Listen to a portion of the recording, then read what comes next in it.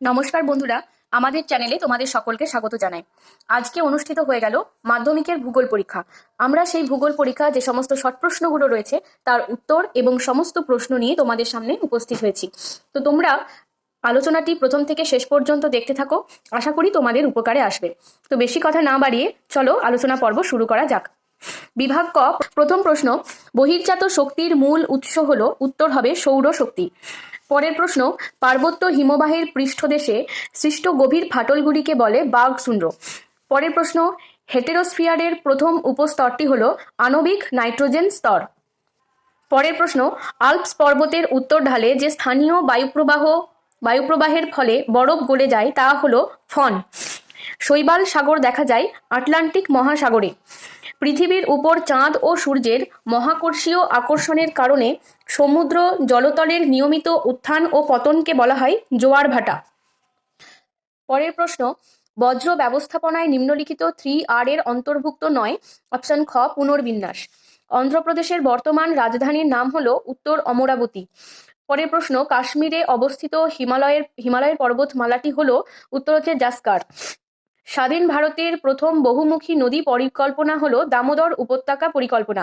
ভারতের শুষ্ক গ্রীষ্মকালে যে ফসলের চাষ করা হয় তাকে বলা হয় জাইদ ফসল। ভারতের ভারী ইঞ্জিনিয়ারিং শিল্পের একটি উদাহরণ হলো রেল ইঞ্জিন শিল্প। ছত্রপতি শিবাজী আন্তর্জাতিক বিমানবন্দর অবস্থিত মুম্বাইতে। উপগ্রহ চিত্রে গভীর অরণ্য যে রঙের সাহায্যে দেখানো হয় তার নাম হচ্ছে গাঢ় লাল। বিভাগ খ, এসিকিউ এর প্রশ্নোত্তর। প্রথমে রয়েছে শুদ্ধ অশুদ্ধ। বিজ্ঞানী ব্যাগনল্ড তির্যক বালিয়াড়িকে বারখন নামকরণ করেছেন। এটার উত্তর হবে যে এটা শুদ্ধ। মেসোস্ফিয়ারের স্তরে উচ্চতা বৃদ্ধির সাথে হয়। এটার উত্তর হচ্ছে এটা অশুদ্ধ।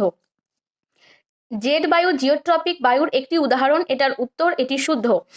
পৃথিবীর সাপেক্ষে সূর্য ও চন্দ্রের সমকৌণিক অবস্থানকে সিজিগি বলা হয়। এটা অশুদ্ধ। ভারতের সর্বনিম্ন জনবহুল রাজ্য হলো গোয়া। এটা অশুদ্ধ। এটা সর্বনিম্ন জনবহুল রাজ্য হবে সিকিম। উপকূল অঞ্চলে লবণাক্ত মৃত্তিকায় ম্যানগ্রোভ অরণ্য গড়ে ওঠে। এটা শুদ্ধ।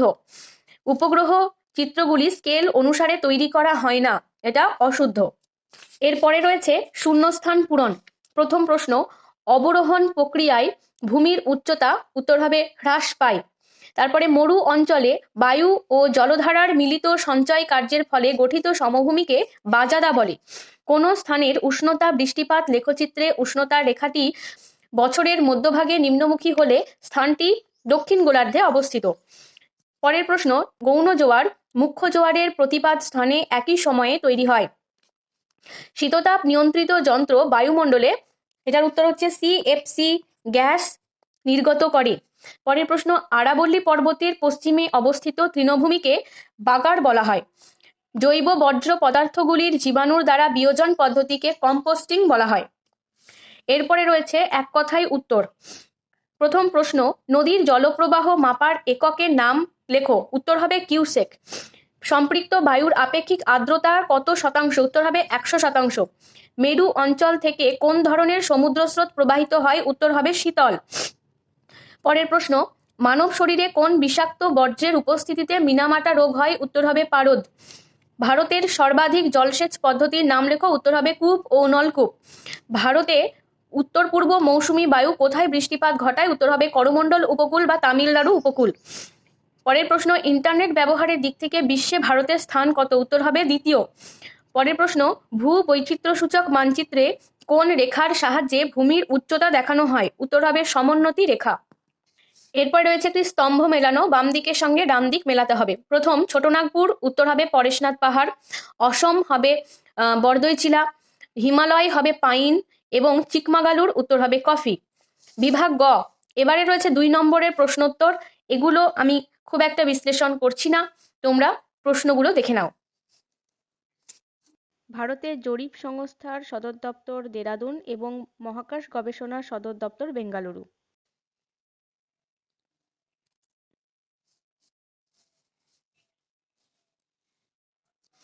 এরপরে আসছে একটি ম্যাপ পয়েন্টিং। এরপরে রয়েছে ম্যাপ পয়েন্টিং, 10টি ম্যাপ পয়েন্টিং এখানে রয়েছে, তোমরা উত্তরগুলি দেখে নাও। প্রথম প্রশ্নে আছে কন্যাকুমারিকা। উত্তর হবে ঠিক এই দক্ষিণে অবস্থিত রয়েছে ভারতীয় ম্যাপের এই দক্ষিণে রয়েছে কন্যাকুমারিকা। এরপরে আছে লাদাখ মালভূমি, একদম উত্তরে এই অংশে রয়েছে লাদাখ মালভূমি। 3 হচ্ছে গোদাবরী নদী, এইখানে এটা হচ্ছে পূর্ব বাহিনী নদী গোদাবরী। 4 হচ্ছে চিল্কা হ্রদ, এইখানে আমরা দেখতে পাচ্ছি চিল্কা হ্রদ। তারপরে 5 হচ্ছে উত্তর পূর্ব ভারতের বৃষ্টিচ্ছায় অঞ্চল, এটা হচ্ছে উত্তর পূর্ব ভারতের বৃষ্টিচ্ছায় অঞ্চল। মরু মৃত্তিকা অঞ্চল, এইখানে রাজস্থানে রয়েছে মরু মৃত্তিকা অঞ্চল। তারপরে 7 নম্বর দক্ষিণ ভারতের ক্রান্তীয় চিরহরিৎ বনভূমি, এই অংশে থাকছে দক্ষিণ ভারতের ক্রান্তীয় চিরহরিৎ বনভূমি। 8 নম্বর উত্তর ভারতের একটি গম উৎপাদক অঞ্চল, এটি হচ্ছে উত্তর ভারতের একটি গম উৎপাদক অঞ্চল। তারপরে বৃহত্তম পেট্রো রসায়ন কেন্দ্র 9 নম্বরে, এই যে এখানে রয়েছে গুজরাটে বৃহত্তম পেট্রো রসায়ন কেন্দ্র। এবং 10 নম্বর ভারতের প্রথম মেট্রো রেল শহর কলকাতা, ভারতের প্রথম মেট্রো রেল শহর কলকাতা।